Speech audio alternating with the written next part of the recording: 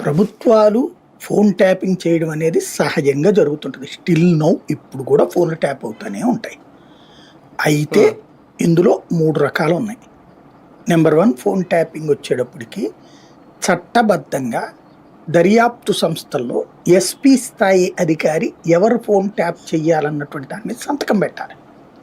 Must అనమాట. ఒక హ్మ్. ఐపీఎస్ అది పై హ్మ్. స్థాయి హ్మ్. అధికారి అనమాట. ఇదివరకైతే ఈ ఓకే. సబ్ ఇన్స్పెక్టర్ రేంజ్ నుంచి కూడా జరిగేది. అయితే అవి మిస్యూజ్ హ్మ్. అవుతున్నాయని తెలిసిన తర్వాత ఒక స్థాయి పెట్టారనమాట. ఐపీఎస్ స్థాయి హ్మ్. అధికారి సైన్ చేయాలి. వాళ్ళు దానికి హ్మ్. రీజన్‌ని అక్కడ బుక్‌లో ఎంటర్ చేయాలి. అది హ్మ్. అసాంఘిక శక్తి, నక్సలైటు, టెర్రరిస్టు ఇట్లాంటిది అనుమానిస్తున్నాం. నేర ప్రవృత్తి కలిగిన వ్యక్తి ఇతనిది అవును. అన్నటువంటిది మెన్షన్ చేస్తూ, ఈ కారణంగా ఈ హ్మ్. ఫోన్ ట్యాప్ చేయమని చెప్పేసి సదరు సంస్థలు లైక్ ఎయిర్‌టెల్లో, హ్మ్. జియోనో, హ్మ్. బిఎస్ఎన్ఎల్లో హ్మ్. అట్లాంటి వాళ్ళకి అవును. ఇంటిమేట్ చేసి, వాళ్ళ చేతన రికార్డ్ చేయించి, ఆ రికార్డులు ఎన్నో తారీఖు నుంచి ఎన్నో తారీఖు దాకా చేయాలి అన్నది వాళ్ళకిచ్చి, హ్మ్. ఆ హ్మ్. డేటాని తీసుకోవడం.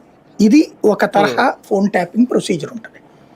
హ్మ్. హ్మ్. రెండవదొచ్చేటప్పటికి మనకి ఎవరినైనా దెబ్బ కొట్టాలనుకున్నప్పుడు, వాళ్ళకి హ్మ్. సంబంధించిన అంటే ఎవరిదైనా ఫోన్ ట్యాప్ చేసి డేటా తీసుకోవాలనుకున్నప్పుడు, దీన్ని ఒక హ్మ్. తరహా మిస్‌యూజ్ చేయొచ్చు. ఎట్లా అంటే, హ్మ్. వీళ్ళని అనుమానిస్తున్నాం నక్సలైట్లు సానుభూతిపరుడని, లేదా ఉగ్రవాద సానుభూతిపరుడని.